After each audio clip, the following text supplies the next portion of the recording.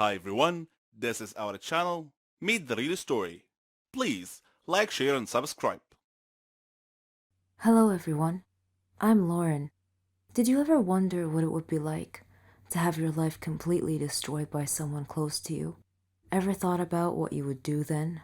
I didn't have time to think, because that's exactly what happened to me. It all started 2 years ago. I lived a quiet life with my mom and dad and my sister. I loved my family. We were always together. We were happy until that fateful day. My dad got fired from his work, a big company. He had worked there for 20 years. The only money we had then was what he had managed to save over the years. Finding a new job wasn't easy. It was a hard time for all of us, especially my dad. He was becoming desperate. At times, he just sat there, quietly, deep in thought, and I rarely saw him smile since. One late night, we were still up waiting for him when he walked through the door. But something was different. He wasn't walking straight. It was the first time in my life seeing him drunk. I decided to take matters in my own hand. I started job hunting. I was lucky enough to find something suitable at a startup company. The pay was good enough, and the more I worked, the more I earned. I was trying my best to get our life back. I was giving it all I've got. My dad started asking me for money. I was more than happy to give him what he needed. I didn't even ask what it was for. Then he started asking for more. He came late almost every night, and he was never awake in the morning. It seemed like we hadn't talked together for ages. Then, money started disappearing from my purse. I got home from work one night. It had been a long day, and I was really tired. I put my bag in my room, and I went to the kitchen to find something to eat. I made myself a sandwich, then took it back to my room. But when I got to the door, I saw a shadow moving inside. I thought everyone was asleep, so I opened the door slightly and looked inside. I couldn't believe what I saw. My dad was standing over my bag, and my wallet was in his hand. He found no money in it, so he threw it on the bed and started going through my purse. At that moment, my mom came down the stairs. She had my dad's shirt in her hands and a small pack of white powder. I looked at her face. Her eyes were filled with tears. I tried to speak, but found nothing to say. My dad came out of my room. He saw us standing there. Suddenly, everything changed. He tore the shirt and the pack from my mom's hands. He was hysterical. He started breaking things around him. My mom and I were too scared to move, but then my sister came running down the stairs. He pulled her towards him and held a knife to her throat. He threatened to kill her if we didn't give him money. Without a moment's thought, I did what he asked. Things only got worse. Nothing was ever enough. He asked for more and more money, and if I refused, he'd get violent, beating up anyone in his path. I couldn't stand by and watch, so I would just give him what he wanted, until I decided enough was enough. He barged down the stairs one evening and asked for all the money I've got. I told him we had expenses to pay, the rent, school fees, but none of it mattered to him. He asked me again for the money and threatened me if I didn't do what he asked. I refused. He hit me so hard that I crashed my head against the wall and fell to the floor, bleeding. Everything went dark.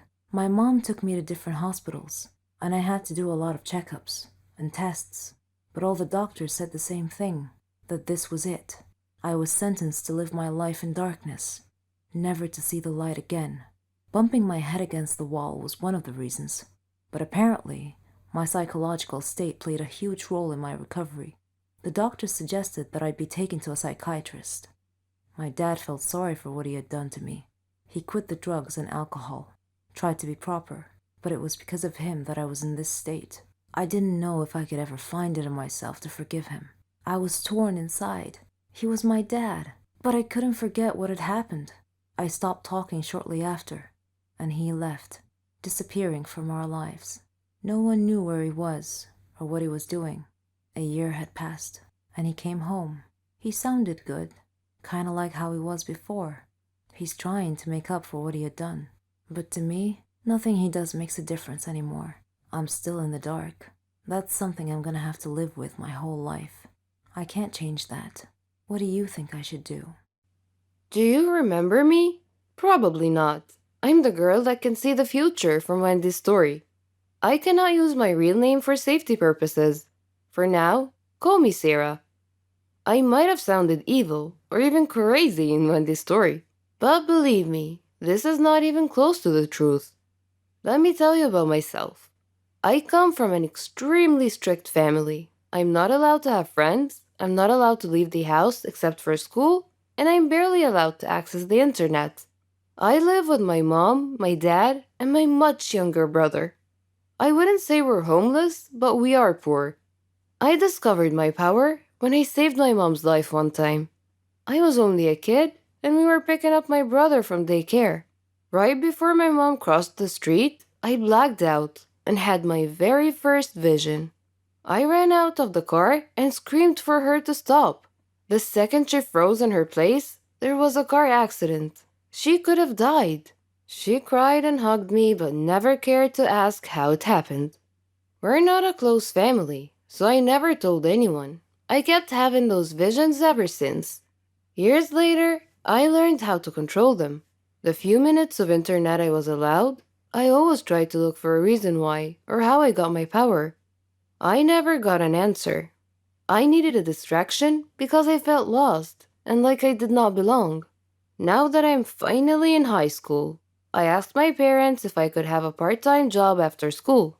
They never gave me any money, and to be honest, I needed some. I knew they were going to say no, but to my surprise, they agreed on one condition, that I give them half of my paycheck. I agreed. I got a job as a waitress in a local restaurant, and it was weird dealing with new people, but it was also so exciting. I quickly made a couple of friends who worked with me. I couldn't bring myself to trust them, but at least I had someone to talk to. One day at the restaurant, I heard some customers talking about something called the dark web. I wondered what it was. After my shift, I casually mentioned it to one of my colleagues. He explained everything to me. It was on my mind day and night. It sounded like a place full of weird people, just like me. With my first paycheck, I bought a new phone and kept it a secret from my parents. I immediately used it to access the dark web. It didn't look scary to me. I entered the chat room and decided I wanted to tell my secret to a stranger. You know what they say. Confide your heart to a stranger. The guy seemed harmless, and he actually listened to me. Next day, I found an email from an unknown address. It was a picture of my house. I got so scared, and I turned off my phone. I went to school, and when I came back, my phone was turned on. There was another email, and it read, "You're going to help us accomplish a few missions. You'll get your share of the money. Meet me at this address at 11 p.m. tonight. If you try to act smart, you'll regret it." I had no idea what to do, but I knew I had to go. I snuck out that night and met the person from the email. He wore a mask, and he threw some pictures at me. They were pictures of my family members. The first thing he said was, "Do you want them dead?" I shook my head. He said, "A quick test. What's going to happen in a few seconds?" I opened my eyes wide and said, "A black car will come pick us up." He nodded his head in approval. He blindfolded me and put me in the car. After a few minutes, he said, "You're coming with me. The guys here will do the work, and you will guide us." I nodded my head, even though I didn't know what he was talking about. Much later, they drove me back to the same address, gave me some cash, and threw me out the car. I removed the blindfold, and it was already morning. I had to run back home before my parents wake up, and that was the first of many, many missions to come. For a minute there, I enjoyed the thrill and the cash. Sometimes it was too much, and sometimes I had to skip school. And of course, I quit my job. I worked for them for what seemed like a year, until what I feared the most happened. The gang I worked for asked me to help them track a person so they can kill him. It was not a matter of choice. It's either I help them or they kill me and my whole family. I tried to ignore the email. However, an hour later, a server appeared on my phone. It was titled, "We See You," and it was full of pictures from inside my house. 30 seconds later, the page dropped and disappeared. I can't even tell the police. I can't do anything. That is when it occurred to me that the only untraceable person in the whole world is Wendy. Next day at school, I looked all around for her. I finally ran into her in the bathroom. I couldn't utter a word. I only had one hope, that she would hear my thoughts. I focused as hard as I can to think loud and clear. Wendy was fixing her lipstick in the mirror, and after a few minutes, she dropped her lipstick and looked at me. I begged her inside my head to keep her mouth shut. She blinked twice and left. The mission is happening in 24 hours. What if Wendy can't help? I didn't get a second of sleep that night. I know you think I'm a bad person, and I won't argue much, but killing someone was crossing the line. I wanted to get out of this long ago, and I couldn't. Now I have to help them kill an innocent person? Time just flew by. I got an email, and I had to drag myself to meet them. Their big boss looked at me and said, "This time, you'll get cash and a fake degree.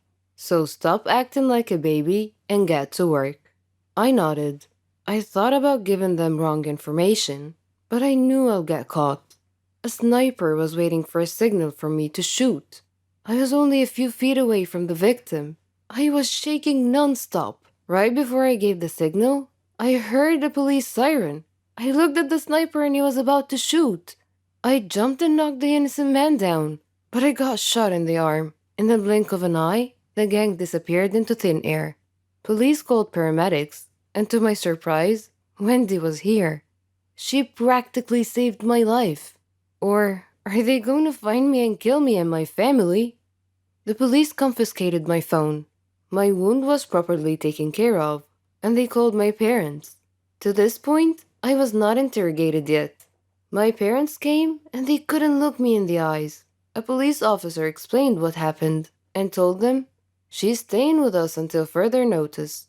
And they all left. Well, except for Wendy. Her dad was cool enough to let her stay with me until police asked her to leave. She looked at me and said, "You owe me one, gangster." And we both laughed. A police officer came and informed us that Wendy will have to stay here as well, for her own safety. She looked at me and whispered, "We'll have a gang of our own when all of this is over." I smiled and didn't say anything. Wendy's face got serious and she asked me, "How am I gonna explain to them what happened in details? We cannot just tell the police we have superpowers." Before I could answer, a police officer came in and took her for questioning. Now, we're both in trouble with the dark web gang and the police. Wendy came back and they took me. She